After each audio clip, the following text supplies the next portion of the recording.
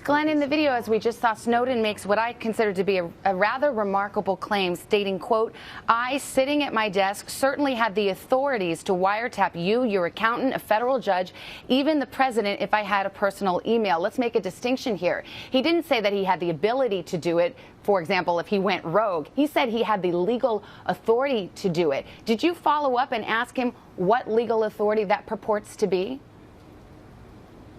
That isn't what he said. He didn't say he had the legal authority. That's a word that you included in the statement that he didn't actually include. What he meant clearly was that given...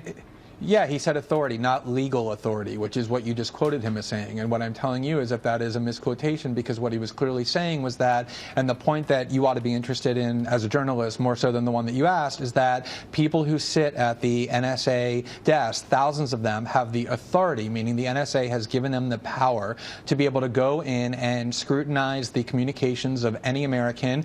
It may not be legal, but they have the power to do it. If this is really legal, why doesn't the government allow federal courts to rule on whether or not our constitutional rights are being violated as citizens? It's because they do everything in secret, which is why we need whistleblowers to come forth like Mr. Snowden, so that we can have some transparency on political officials. Fair enough. The government comes in, makes the argument that this is protected by the state secrets privilege. Then a federal judge rules on that. And in this case, a federal judge has said that the state secrets privilege was asserted properly. That is within the law, is it not?